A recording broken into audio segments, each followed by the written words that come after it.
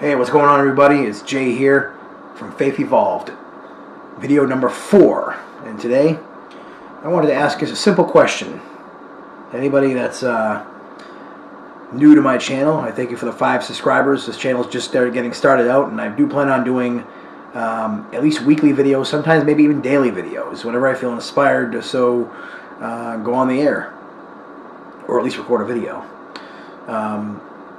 But I wanted to ask a question. What was the one thing, and you can mention several things if you can't give one, but what was the one thing that,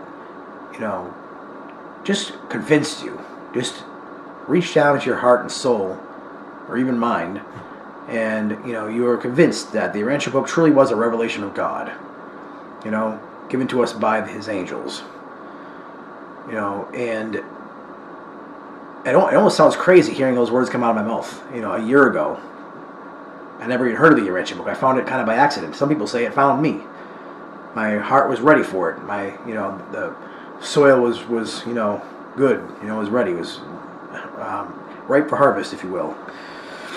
And I think the one thing, if I was to say what was the one thing that really truly just won me over in regards to really believing that this is not just some book that someone came up with wishful thinking or trying to deceive somebody or, trying to, maybe come up with a new religion or some other deceived person that had a vision or maybe even, was tricked by Satan or demons or something. I'm going to read this one little part right here from the Urantia book. This is actually the very first paper 1, the Universal Father.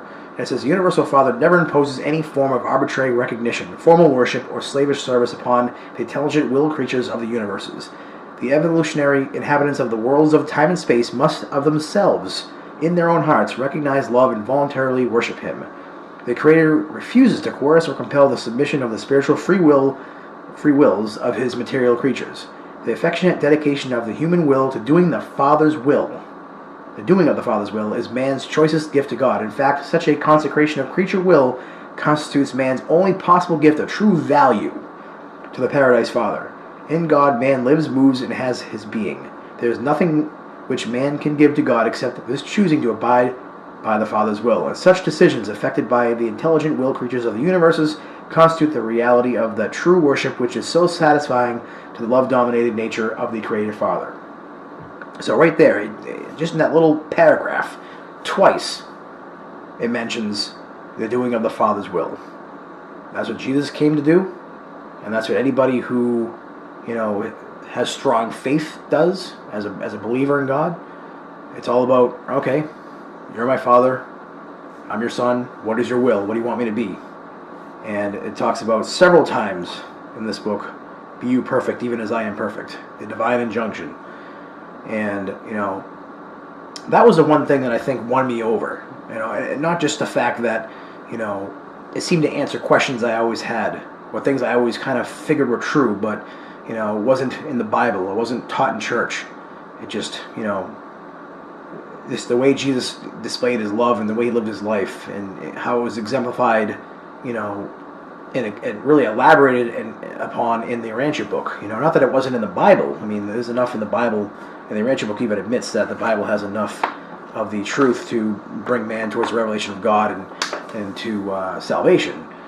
Although there's a lot of misconceptions and misunderstandings of God and faith that celestial beings felt they had to, and they got permission to clear up. But that was the one thing, I think what sealed the deal even more was just seeing how Jesus just exemplified that in His life. Putting, the God's will above everything else. His Father's will above everything else. Even despite all the disappointments and not things going His way, delays in what He was supposed to do. That same thing happens to us. We have a lot of disappointments in life, dreams that are put off or even, put on hold indefinitely. Just there's so much that can go on in life that in this lifetime you may never fully reach your dreams. You may never get fully healed of your, myriad of maladies that you struggle with, addictions or diseases or mental disorders, whatever the case is. I have to wait until the next lifetime, to heaven, if you will.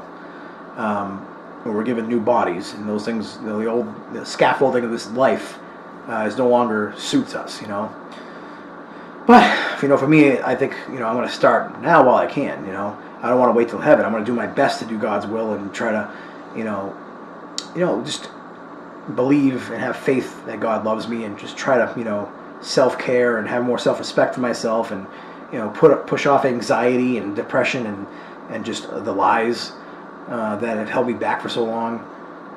It's a progress. It's a very slow moving progress, but hey, we got all of eternity. So I want to hear from you guys. What is the one thing, or two or three or four or 100, I don't care, that convinced you that the Urantia book was truly a revelation from God, not just some nice, book written by man, that just really, was well written and just full of philosophy and religious concepts and ideals. No, as a revelation that you believe, was truly, inspired by, the truth. Anyways, thanks for watching. I'd love to see your comments. God bless.